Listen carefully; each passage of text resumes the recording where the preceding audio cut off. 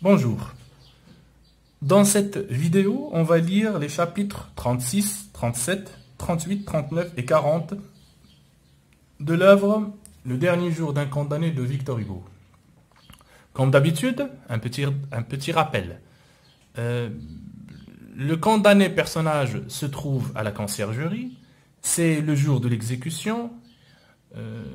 Il est presque midi. Il ne lui reste pas beaucoup de temps.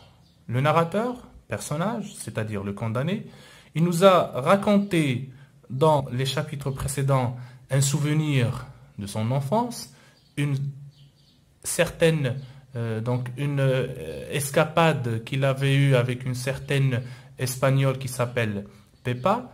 Donc dans ce chapitre 36, le narrateur, personnage, va nous raconter un nouveau souvenir.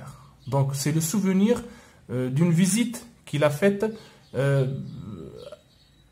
à l'église Notre-Dame de Paris.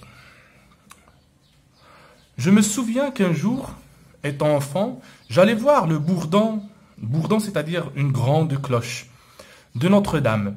J'étais déjà étourdi d'avoir monté le sombre escalier en colimaçon, d'avoir parcouru la frêle galerie qui lie les deux tours, d'avoir eu Paris sous les pieds. Quand j'entrais dans la cage de pierre et de charpente où pend le bourdon avec son bâton qui pèse 1 millier, j'avançais en tremblant sur les planches mal jointes, regardant à distance cette cloche si fameuse parmi les enfants et le peuple de Paris, et en ne remarquant pas sans effroi que les auvents couverts d'ardoises qui entourent le clocher de leurs plans inclinés étaient au niveau de mes pieds.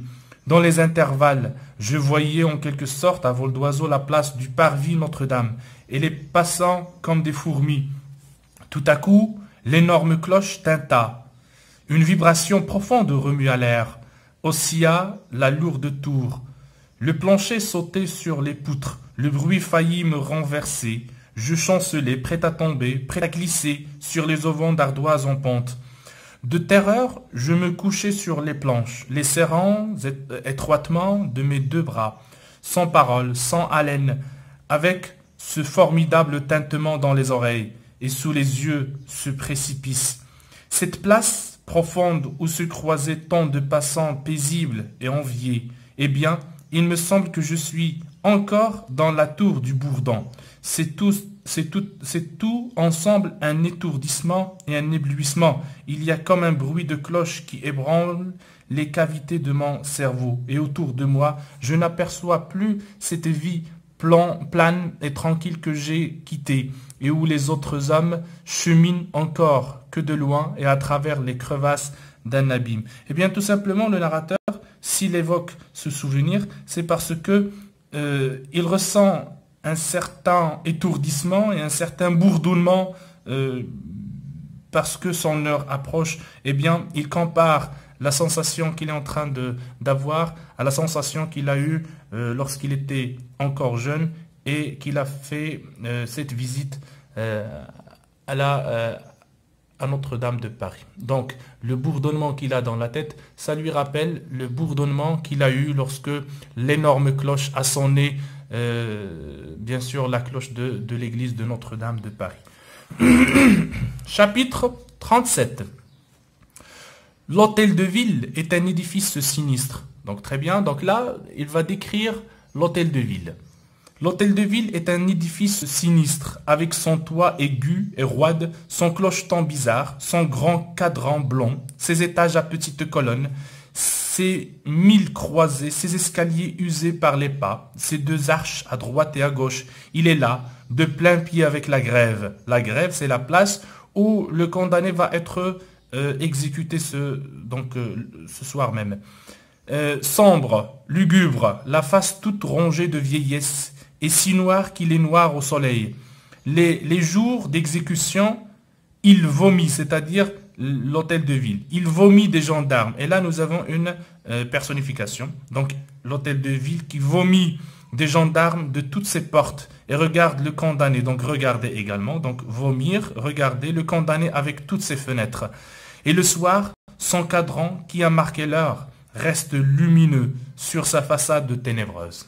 Donc, c'est une description de l'hôtel de ville. Chapitre 38. Il est 1h15, 13h15.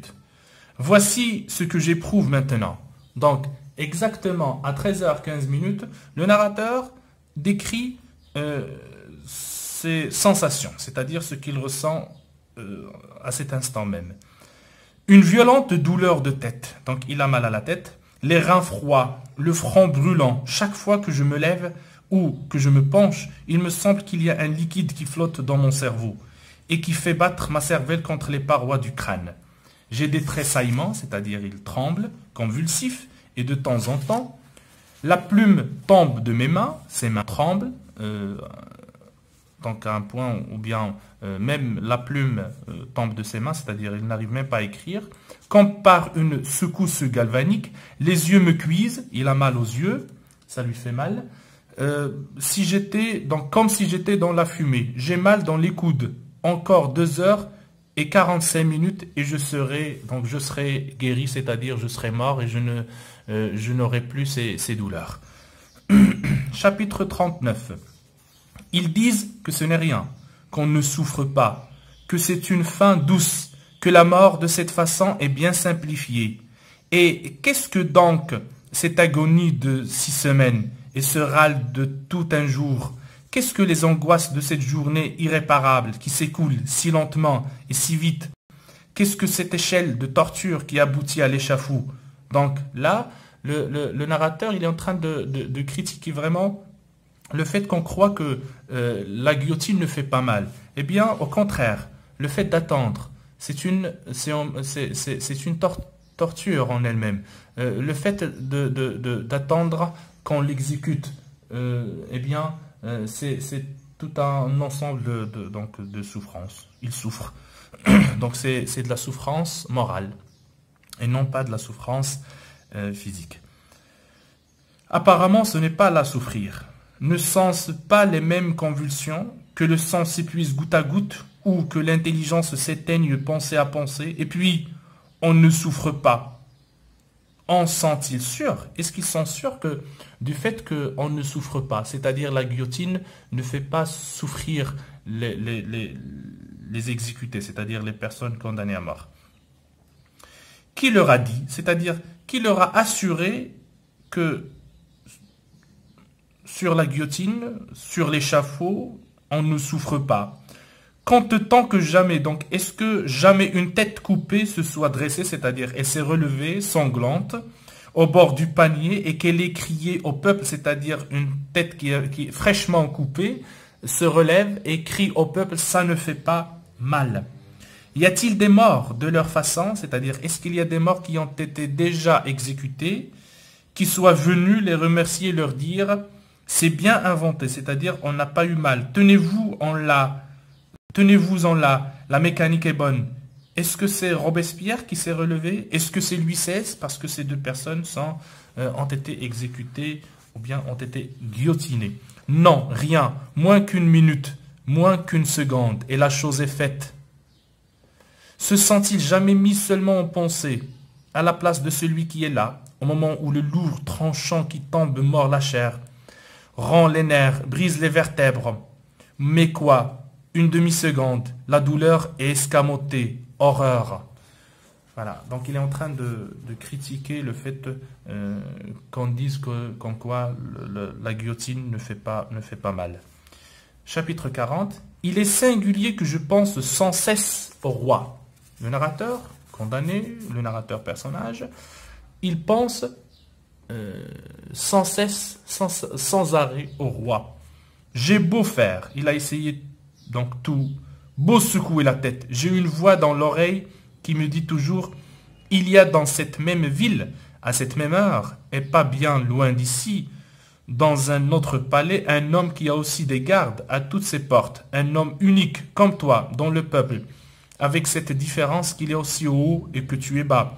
Sa vie entière, minute par minute, n'est que gloire, grandeur, délices, enivrement.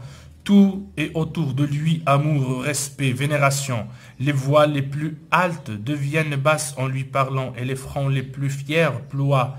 Il n'a que de la soie et de l'or sous les yeux. À cette heure, il tient quelques conseils de ministre le ministre, ou tous sont de son avis, ou bien songe à la chasse de demain, au bal de ce soir, sûr que la fête viendra à l'heure, et laissant à d'autres le travail de ses plaisirs. Eh bien, cet homme est de chair et d'os comme toi, et pour qu'à l'instant même l'horrible échafaud s'écroulât, pour que tout te fût rendu, vie, liberté, fortune, famille, il suffirait qu'il écrivît avec cette plume les 7 lettres de son nom au bas d'un morceau de papier.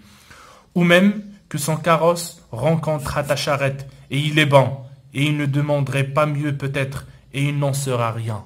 C'est-à-dire que s'il y a une personne qui peut le sauver, et qui peut sauver sa tête, eh bien c'est le roi, en lui, bien sûr, en lui donnant sa grâce. Voilà. Donc, la prochaine fois, on va lire les chapitres 41, 42, 43, 44, 45, 46 et 47.